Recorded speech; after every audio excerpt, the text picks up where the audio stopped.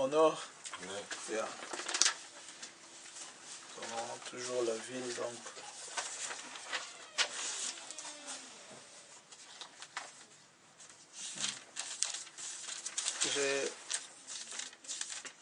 Une fois là me disait, ça va prendre combien de temps ce mystère de dispensation? J'ai dit, bon, je peux toujours en parler en différents angles, comme je peux, mais on peut sous-titrer ça et parler d'autres choses, toujours par rapport au plan de la rédemption. Parce que une chose est vraie, que si une personne ne comprend pas les dispensations, il ne pourra pas aussi comprendre beaucoup d'autres sujets en profondeur. Parce que Jésus ne leur a pas reproché du fait qu'ils amenaient les agneaux et les boucs. Mais je crois qu'il les a reprochés sur le fait qu'ils n'ont pas compris dans quelle dispensation ils vivaient. Alors, ils sont restés dans une dispensation qui était déjà finie, pensant que Dieu était toujours là, mais cependant il n'y était même plus. C'est un peu dans ce sens que je dis que les gens se sont arrêtés sur beaucoup de choses sans pourtant progresser. Mais bon, le message, on le développe. Et, je lis dans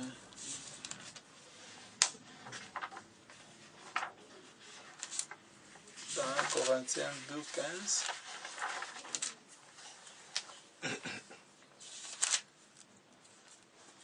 Corinthiens chapitre 2 verset 15. Donc,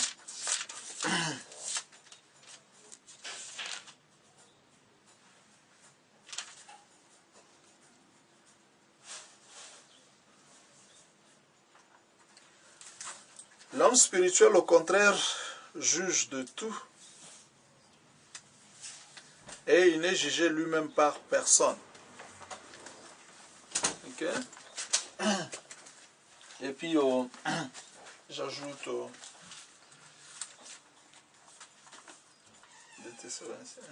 des Corinthiens. Dans Corinthiens 4. C'est pourquoi, verset 16, nous ne perdons pas courage, alors même que notre homme extérieur se détruit, notre homme intérieur se renouvelle de jour en jour. Car nos légères afflictions du moment présent produisent pour nous, au-delà de toute mesure, un poids éternel de gloire. Parce que nous regardons non point aux choses visibles, mais à celles qui sont invisibles, car les choses visibles sont passagères et les invisibles sont éternels. Amen. Chapitre 5, verset 1. Nous savons en effet que si cette tente dans laquelle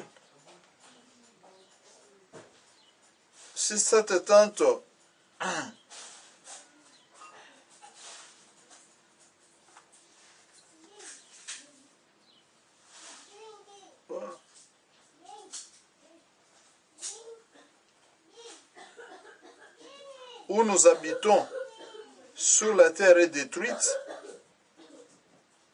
nous avons dans le ciel un édifice qui est l'ouvrage de Dieu, une demeure éternelle qui n'a pas été faite,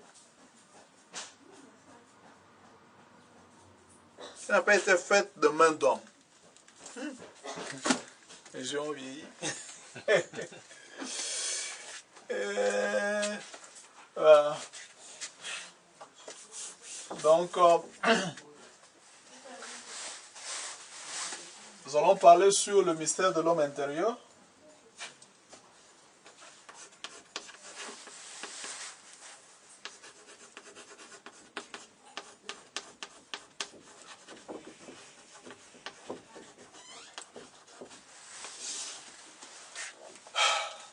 parler sur le mystère de l'homme intérieur. Dans la Bible nous enseigne.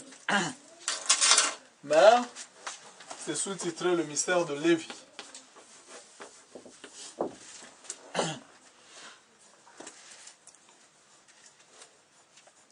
On va passer, on a dit que l'Ancien Testament était lié à la chair, n'est-ce pas? Le Nouveau Testament est lié à l'esprit,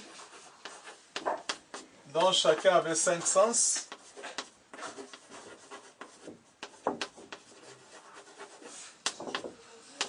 Et ici, nous savons tous les 5 sens, c'est la vue, le toucher, le goût, l'ouïe et l'odorat.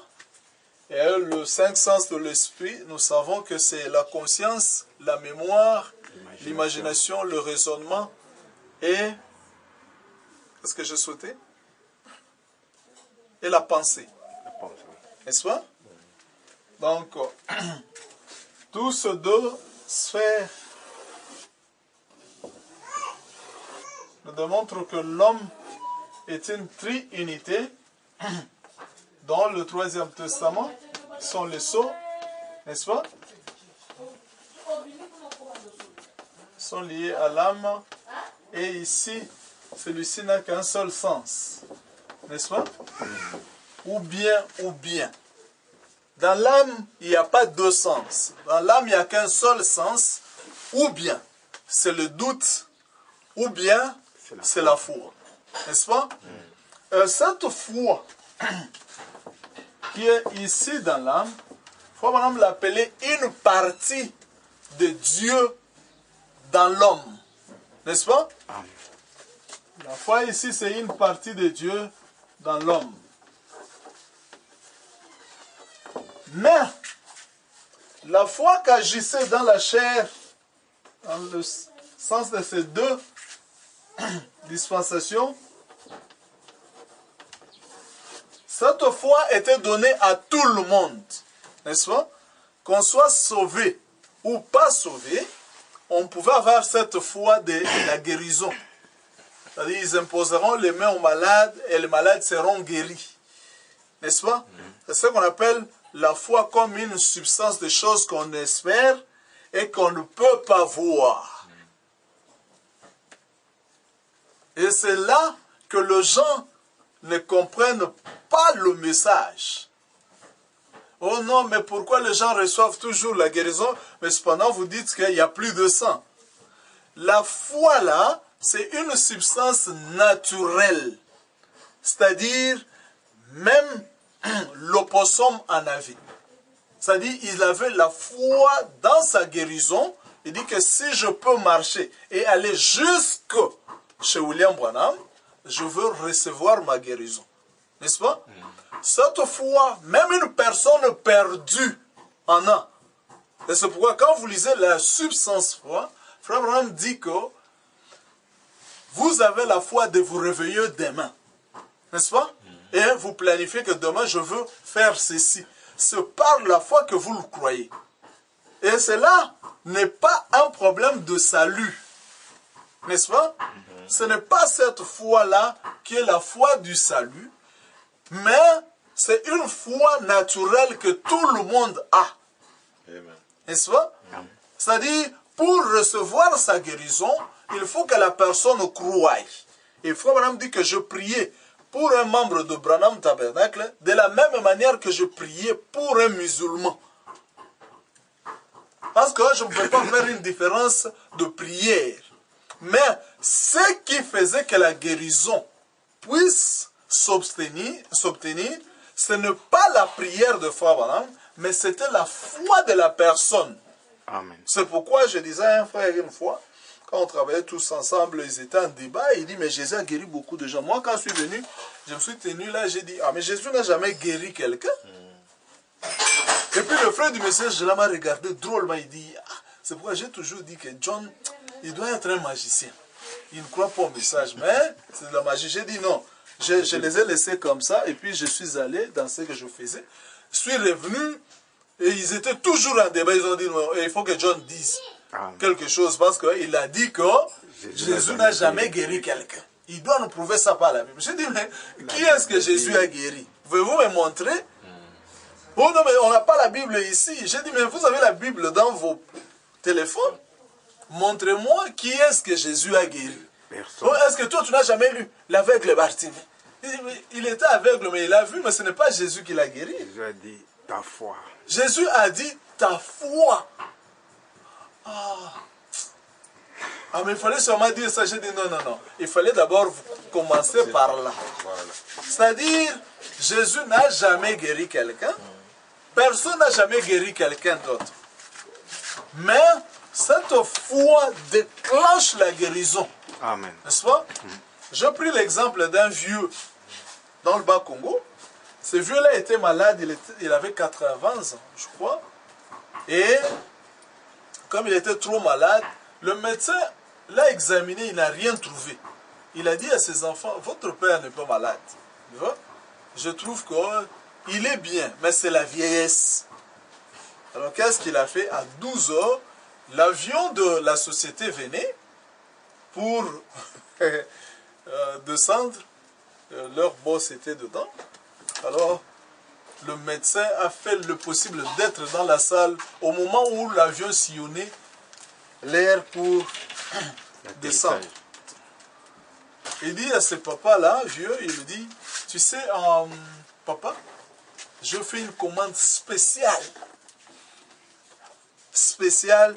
de ton médicament, mais ça vient avec l'avion que tu as vu descendre là.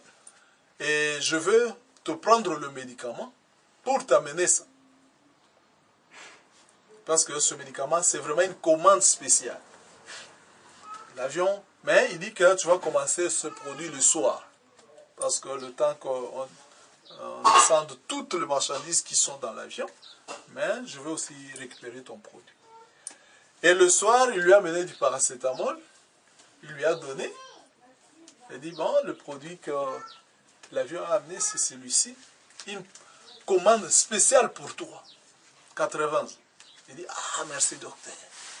Il dit, docteur, moi vraiment, j'aime beaucoup quand toi tu viens ici pour me soigner. Il dit, mais ce produit, c'est vraiment une commande spéciale. Il lui donne. Et le papa prend le produit. Il lui dit, non, il faut que tu prennes 2 comprimés le soir. Demain matin, tu prends encore 2. À midi, tu prends 2. Ça va t'aider.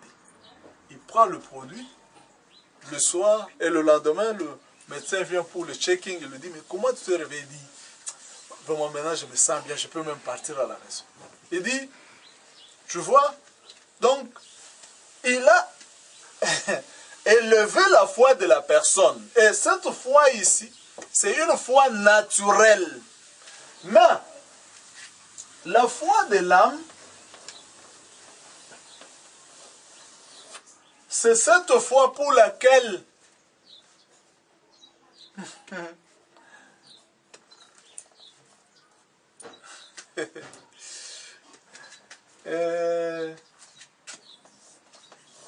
c'est une partie de Dieu.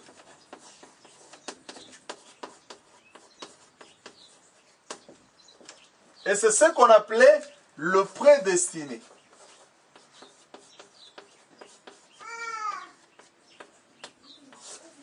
Je vais lentement parce qu'un bro m'a dit que non, tu vas un peu trop vite. Et j'ai dit, bon, c'est ma manière de parler, mais je veux me forcer. La foi, c'est une partie de Dieu en vous, et c'est celui-là le prédestine. N'est-ce pas? Dieu n'a jamais prédestiné notre chair. N'est-ce pas? Amen. Parce que même dans la sémence, ce qu'on appelle la sémence n'est pas tout le grain. N'est-ce pas? Vous verrez même dans le maïs, il y a le grain, mais il y a un petit truc jaune là. Si le maïs est encore frais, vous verrez ça juste à la sortie du maïs, du tube. Vous verrez qu'il y a un petit quelque chose jaune là. Et c'est celui-là la sémence, n'est-ce pas? Mais tout ça, ce n'est même pas la sémence, c'est le grain. de maïs. Mais la semence de maïs, c'est seulement le petit truc là.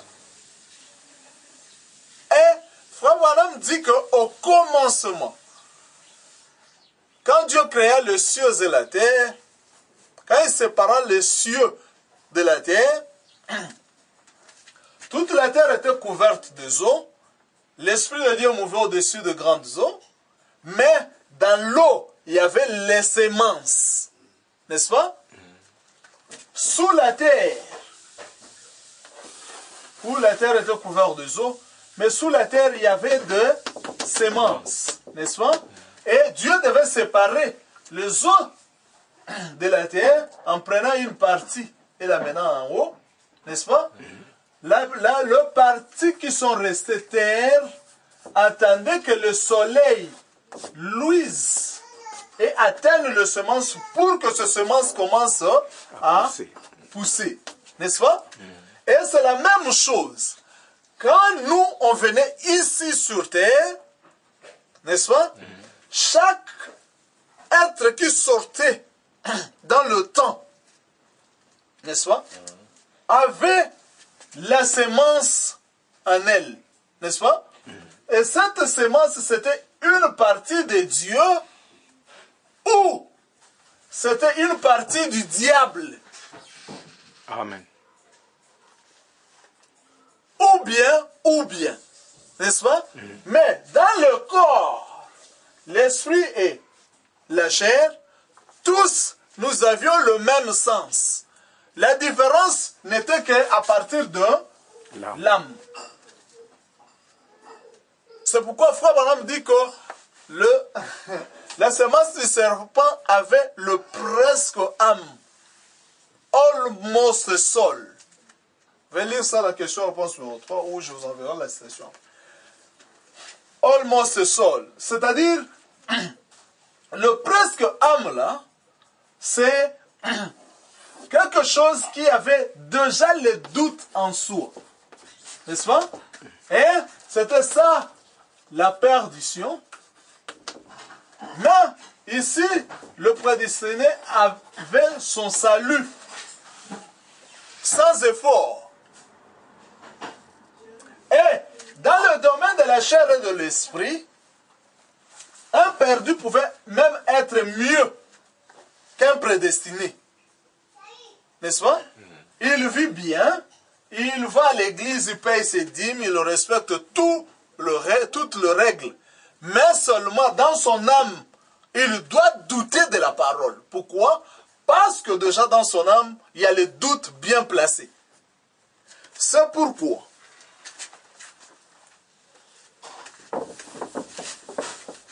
quand on parlait de dispensation, je dis que l'Ancien Testament qui était avec la chair, le Nouveau Testament qui était avec l'Esprit, et le sceau qui est avec l'âme, les âmes. Ici, c'est ce qu'on appelait la procréation. N'est-ce pas? Et la procréation, celui qui a appris ça à l'homme, c'était un animal du nom du serpent. N'est-ce pas? Mais, à l'ouverture de sceau, ce n'est pas la procréation, mais c'est la création. N'est-ce pas? Or, cette création, c'est le seul pouvoir que Dieu n'avait pas donné à Satan. N'est-ce pas? Satan, le seul pouvoir qu'il n'avait pas, c'était la création, mais il pouvait tout faire. Donc, ne vous étonnez pas de tout ce que Satan peut faire. Parce qu'il peut déclencher la guérison, n'est-ce pas? En utilisant le nom de Jésus. C'est pourquoi Jésus avait dit que beaucoup viendront à ce temps-là et diront, n'ai-je pas fait ceci en ton nom? N'ai-je pas guéri les malades en ton nom? Mais il leur dira que je ne vous ai jamais connu. Pourquoi? Parce que dans le domaine de l'homme extérieur, n'est-ce pas? Parce que la Bible parle de l'homme extérieur et de l'homme intérieur. L'homme extérieur, ici, la chair et l'esprit, dans ce domaine, Satan peut tout faire. N'est-ce pas? Mais il ne peut pas faire la création. C'est pourquoi Satan ne peut pas parler des sceaux dans sa totalité. C'est pourquoi vous voyez qu'ils embrouillent. Quand vous leur dites, vous leur disiez que non, mais vous croyez au sceau. Oh oui, nous croyons au sceau. Mais qu'est-ce que les sceaux ont dit? Qu'est-ce que les sceaux ont dit? Ils ne peuvent pas parler de ce que les sceaux ont dit. N'est-ce pas? Pourquoi? Parce que ça, c'est la création. Et la création, c'est seulement la parole qui peut faire ça. N'est-ce pas? Amen. Disons au revoir.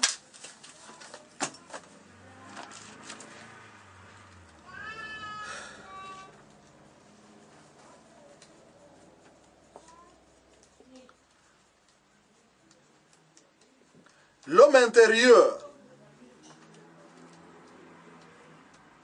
L'homme intérieur n'est pas venu d'un père et d'une mère, mais l'homme intérieur, c'est s'il est un prédestiné,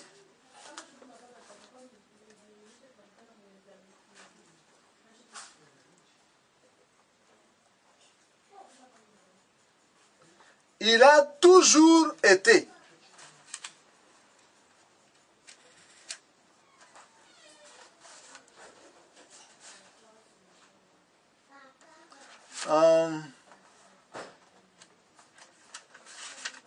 Il a toujours été la parole, mais avant qu'il ne soit la parole, il devait être la pensée quelque part, n'est-ce pas?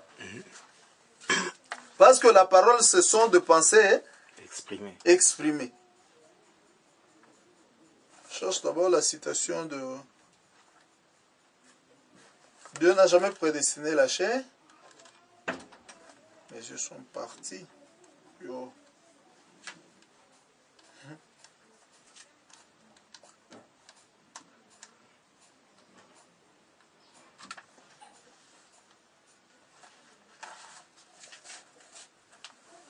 Yeah. Donc ici c'est, on a lu la citation la fois passée que le sceau c'est l'ouverture de la parole, n'est-ce pas? Amen. Or, pour que la parole soit parole, elle a d'abord été une pensée, n'est-ce pas?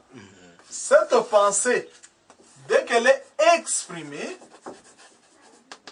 c'est ce qu'on appelle la parole, n'est-ce pas? Or, on leur a dit qu'au commencement était la parole.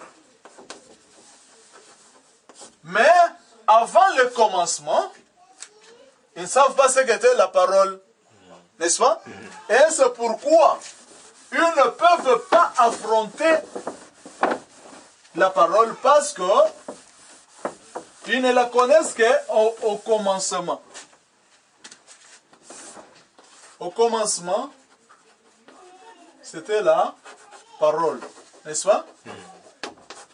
Mais tout ce qui a un commencement doit avoir une fin. Et le commencement et la fin, c'est ce qu'on appelle le temps. N'est-ce pas? Or, avant le commencement, c'était la pensée. N'est-ce pas? Or, après la fin, c'est l'éternité. Parce qu'avant le commencement, c'était l'éternité. Ici, c'était la pensée. Mais au commencement, c'était la parole, n'est-ce pas? Or, ce commencement qui était la pensée, Frère Branham dit que tout était en lui. N'est-ce pas? Toutes les pensées de vouloir devenir dans le temps étaient ici. Mais ce n'était pas exprimé. N'est-ce pas? Et quand il était encore la pensée, tout fils et toute fille de Dieu étaient en lui. N'est-ce pas? Amen. Pourquoi les gens ne peuvent pas comprendre l'ouverture de la parole quand la parole est ouverte? C'est parce qu'ils n'ont pas compris ce qu'était la pensée. Et s'ils maîtrisent la notion de la pensée, c'est alors qu'ils peuvent comprendre l'expression de ces pensées-là. Voilà, me dit dans... Bon, je lis quand même dans Exposé.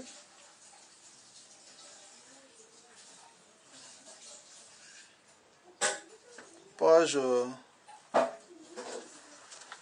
140 combien? 143. 143. Les pensées éternelles de Dieu. Je vous demande, les pensées de Dieu sont-elles éternelles? Si vous pouvez voir ceci, vous verrez beaucoup de choses. Dieu est immuable dans son essence comme dans son comportement. Nous avons déjà étudié cela et nous l'avons prouvé. Dieu est infini dans ses capacités et comme il est Dieu, il est donc omniscient. S'il est omniscient, il n'est pas maintenant en train d'apprendre. Ou même de prendre conseil auprès de lui-même. Pas plus qu'il n'avance en connaissance. Non. S'il peut avancer en connaissance, alors il n'est pas omniscient. Amen. Au mieux, on pourrait dire qu'il finira par le devenir. Mais ce n'est pas biblique. Il est omniscient, il n'a jamais eu une pensée nouvelle sur quoi que ce soit. Parce qu'il a toujours, en toutes ses pensées, il les aura toujours et il connaît la fin dès le commencement parce qu'il est Dieu. Les pensées de Dieu sont donc éternelles, elles sont réelles, elles ne sont pas seulement comme un plan qu'un homme a dessiné et qui un jour va se concrétiser et prendre forme, mais elles sont déjà réelles et éternelles et elles font partie de Dieu. N'est-ce pas? C'est-à-dire, quand Dieu était la pensée, nous étions déjà En lui. une pensée en lui. N'est-ce pas? Avant même qu'il ne soit la parole, nous étions avec lui. Et même en lui, et c'était même nous qui faisions ce qu'il était dans l'éternité. Abraham dit que les théologiens l'appellent Elohim. N'est-ce pas? Parce qu'ici, il n'était même pas Dieu, mais il avait la pensée de vouloir devenir Dieu. Et il n'était pas Dieu, il fallait qu'il crée les anges pour qu'il devienne Dieu. N'est-ce pas? Mais toutes ces pensées ici, c'est ce qui faisait Elohim. Et Elohim signifie celui qui existe par lui-même. N'est-ce pas? Amen. Or, les théologiens appellent Elohim. Elohim signifie Dieu au pluriel. N'est-ce pas? C'est-à-dire toutes ces pensées ici étaient Dieu. Chaque pensée c'est Dieu. Le pluriel là, c'est ce qui faisait Elohim. Mais toutes ces pensées existaient par soi-même. Chacune de pensées était Elohim. N'est-ce pas? Chacune de pensées était Elohim, Elohim, Elohim, Elohim. Tout, chaque pensée devait venir prendre un corps dans le temps. N'est-ce pas? C'est pourquoi chaque âme était éternelle. Chaque âme éternelle était Elohim lui-même. Amen. Amen. Je peux lire ça.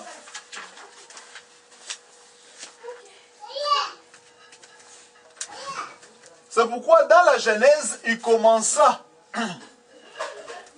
par Genèse 1, 26-28, où il créa l'homme à son image et à sa ressemblance, n'est-ce pas? Et il faut vraiment dire que cet homme était esprit, n'est-ce pas? L'homme esprit ici, c'est celui-ci qui était le Logos, ou en termes théologiques la théophanie. Oh, théophanie qui signifie théo, c'est Dieu, n'est-ce pas? Pourquoi on dit théologie, qui signifie théo, c'est Dieu, logie, c'est la science qui étudie Dieu, n'est-ce pas? Théo et la phanie, c'est forme. La théophanie, c'est la forme de Dieu, n'est-ce pas? Mais cet homme, Genèse 1, 26, c'était une pensée éternelle de Dieu. C'est pourquoi Dieu dit, faisons l'homme à notre image et à notre ressemblance. Cet homme ici ne fut même pas créé.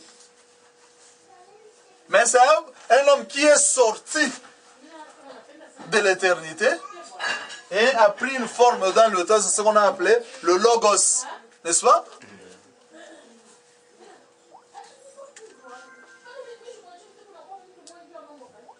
On commence à aller petit à petit pour que on démontre tout ce que nous croyons. L'homme esprit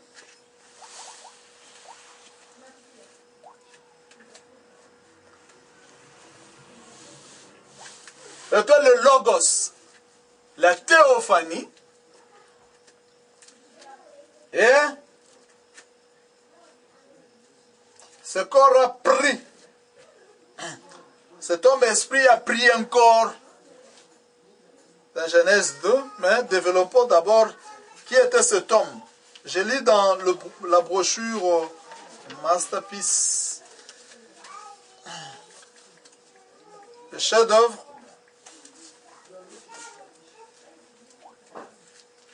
Le chef-d'œuvre au paragraphe. Qu'est-ce que je fais? Chef-d'œuvre. Du 5 juillet 1964. On voit ce que Abraham dit.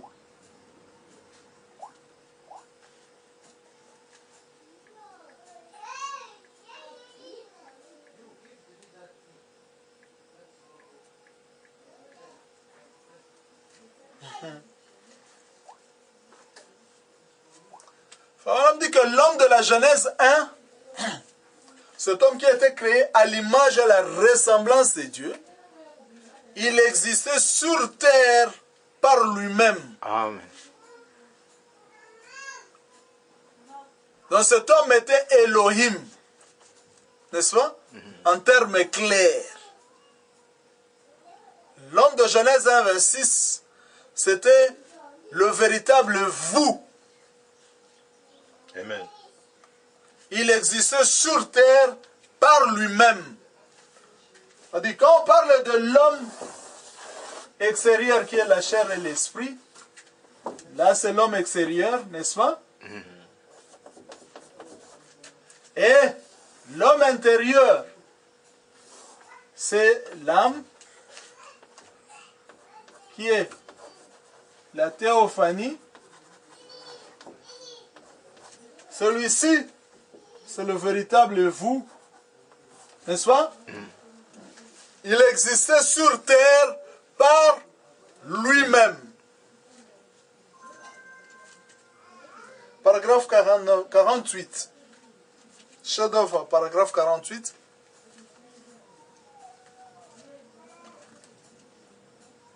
Et alors je peux dire ceci, que quand il fit cet homme, quand il a fait l'homme là, il y avait quelque chose à propos de lui-même, de lui, qui n'était pas juste parce qu'il était seul. He made this man, there was something about him yet that didn't look just right because he was by himself. Il était seul. Il était seul. Les gens qui aiment et qui connaissent mieux anglais que moi, on dit, ah mais, il faut même dire seulement qu'il était seul. Et c'est la mauvaise traduction qu'ils ont laissée dans nos brochures en français. He was by himself. Thank you. To be by himself means être seul. Merci. N'est-ce pas, frère Jean-Paul? Silas. Joseph. Joseph. C'est quel paragraphe? 45? 48. 48.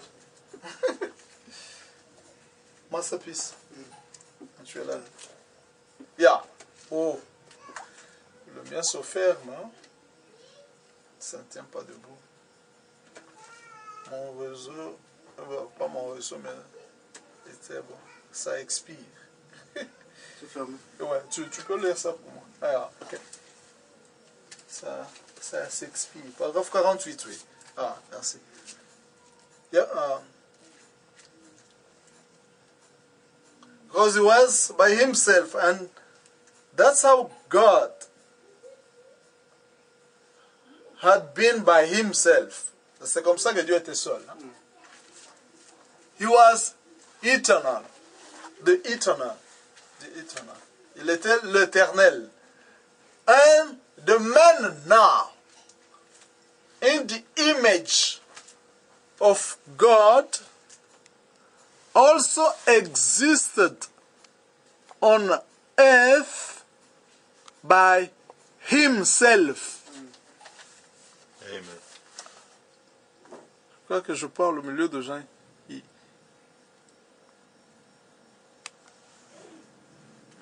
Et aussi,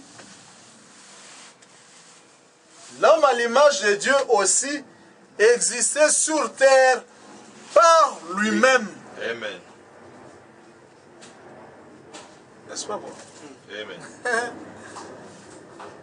L'homme de Genèse 1, 26, c'est l'homme, c'est le grand mystère. C'est pourquoi Frère dit, Paul a dit, sans contredit, le mystère de la piété est grand. Mais Frère Branham dit, sans contredit, le mystère d'Élohim est grand. Amen. Dans Dieu puissant dévoilé devant. Sans contredit, le mystère d'Élohim est grand. Si quelqu'un comprend le mystère d'Élohim, il n'aura pas de problème avec le plan de la rédemption. Il n'aura pas de problème avec l'enlèvement, il n'aura pas de problème avec le millénium, il n'aura pas de problème avec l'éternité. Parce que le mystère le plus grand, c'était le mystère d'Élohim. De la Genèse à l'Apocalypse, Frère Branham dit que c'est Elohim qui voulait être tangible. De la Genèse à l'Apocalypse. Va-t-on lire? Oui. Bon, Joseph va m'aider avec son téléphone parce que le mien, je ne comprends pas. Je lis Unveiling God. Dieu dévoilé. Yeah, Dieu dévoilé.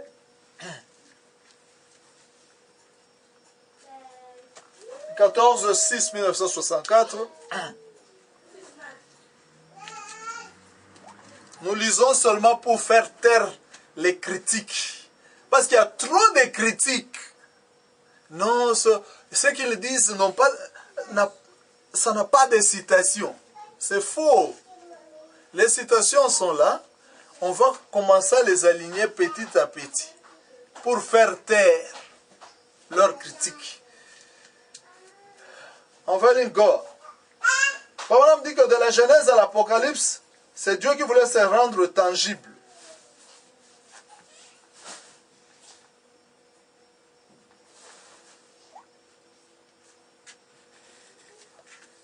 Je lis dans le dévoilement de Dieu. Je crois que je suis dans la brochure. Attendez. Yeah.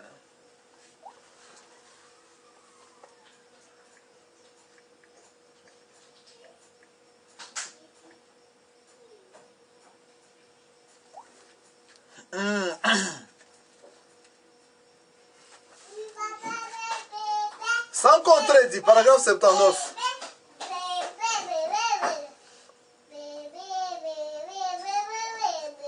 Ah, il s'est ferme encore. Je peux lire le... Jean-Paul, tiens un peu ça. Non, tiens un peu la caméra, j'ai le message dans ma tablette. Sans contredire, 1 Timothée 3,16, sans contredire le mystère de Dieu, de la divinité, godly, the mystery of godliness for God, Elohim. Le mystère de la piété pour Dieu, Elohim. Dieu avec majuscule dans la Bible. On ferait ça. Dans l'original, c'est dit Elohim. Au commencement, Elohim. Sans contredit. Elohim, sans contredit. Le mystère d'Elohim. Car Elohim a été fait chair. Et nous l'avons touché. Elohim, voilà dans la chair humaine, le grand Jéhovah qui couvrait l'espace, le temps et toutes choses, était fait homme. Dans le commencement, Elohim. Elohim était fait chair et habitat au milieu de nous. Qu'est-ce?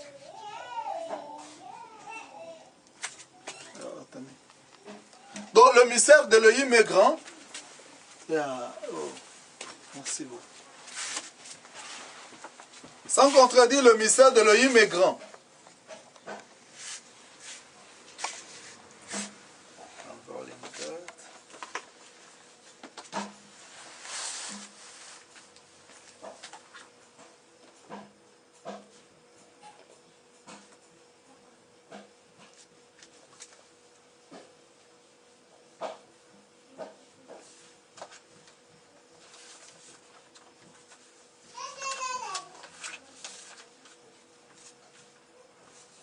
De la Genèse à l'Apocalypse,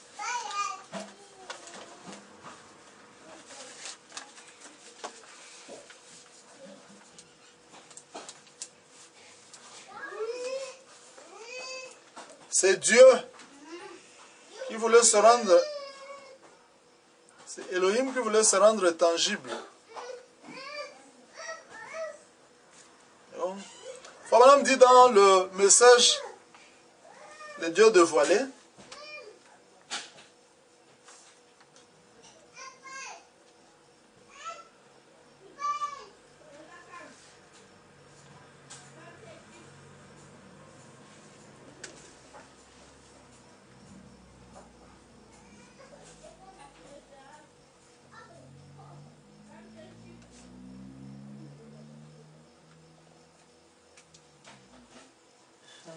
il était Elohim au paragraphe 84. Je commence au milieu.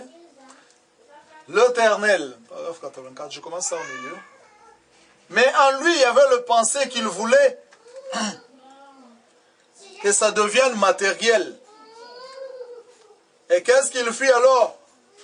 Il parlait, he spoke a word, and the word was materialized. Et il dit un mot et le mot devint matérialisé. That's a whole picture from Genesis to Revelation. Ça, c'est l'entière image de la Genèse à l'Apocalypse. Is nothing wrong. Il n'y a aucune chose qui était faux.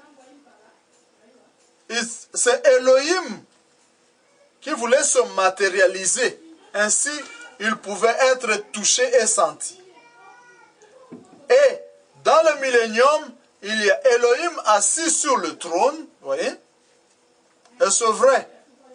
Et tous les sujets autour de lui qu'il a prédestinés dès avant la fondation du monde. N'est-ce pas? Amen. De la Genèse à l'Apocalypse, c'est Elohim qui voulait se rendre tangible, matériel, qu'on peut le toucher. N'est-ce pas? L'homme intérieur, qui était l'âme ou la théophanie,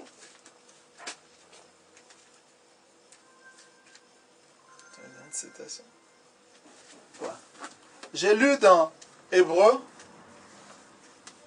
2, je crois.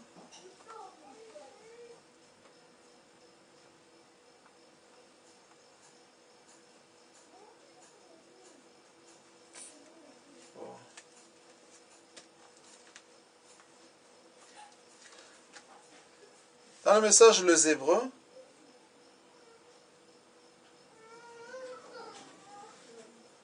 chapitre 2,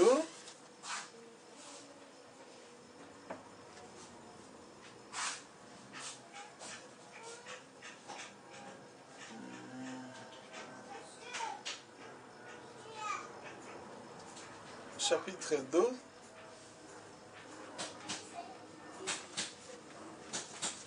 je suis un peu lent ici, troisième partie.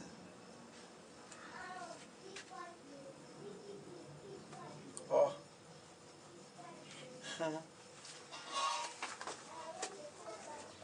Bon, je vous fais lire ça vous-même. On a dit que la théophanie, l'âme était la théophanie. C'est ouvert. Ouais. Parce que c'est ce qu'il n'avait pas mis dans l'animal, n'est-ce pas? Pour que l'homme puisse dominer les animaux de la terre, il fallait qu'il y ait une différence. Parce que l'homme de la terre, l'homme de la Genèse 2, n'est-ce pas? L'homme de la Genèse 2.7, c'était un animal, n'est-ce pas? Et c'est pourquoi on nous appelle de mammifères à sang chaud. Nous sommes tous des animaux, n'est-ce pas? Notre chair n'est pas différente de la chair d'un bœuf ou d'autres animaux. Mais la seule différence entre l'homme et les animaux, c'est que dans l'homme, Dieu avait mis une partie de lui-même, et c'est ce qu'on appelait la théophanie ou l'âme.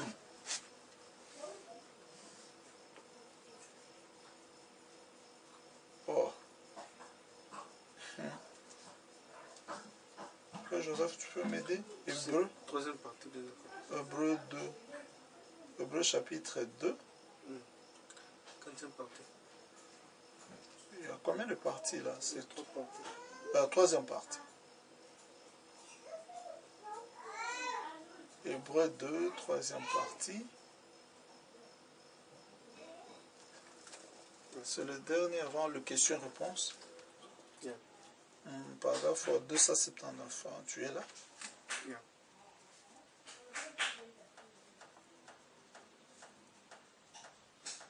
Disons 79. Oui, 279. Can you read it? Now, when man became into that body, he had control of all the fishes Quand l'homme est venu dans ce corps, il avait le contrôle de tout le poisson and fowls and beasts of the field. et tous les animaux de champ. And then there was no man to till the soil. Et il n'y avait pas d'homme pour cultiver le sol. Genesis 2. Genèse 2. He then made male and female, but there is no man to till the soil. Et il le fit mâle et femelle, mais il n'y avait pas d'homme pour cultiver le sol. Then God made man out of the dust of Al- the earth. Alors Dieu fit l'homme de la poussière de la terre, He gave him a hand like a chimpanzee. et il lui donna le main comme le chimpanzé, He gave him a foot like a bear. et il lui donna le pied comme un ours. He made him on the image. Il le fit dans l'image. And this earthly body is in the image of an animal life, Et ce corps terrestre est à l'image de la vie animale. and it's made out of the same kind of material. Et c'est fait de même matériel comme les animaux. Your body is made just the same kind of material as a horse. Votre corps est fait de même sorte de matériaux qu'un cheval. Oh non, frère, j'ai mangé un cheval, mais c'est goûtant. Tu as mangé ton frère de sorcier. Et puis vous voulez aller avec. Oh non, ce corps sera changé en un clin d'œil. Les pentecôtistes. Your body is made just the same kind of material as a horse or a dog or anything like that. Attends, frère, ce corps est fait de même matériel comme un cheval ou un chien. It's made out of calcium, potash, petroleum, cosmic light.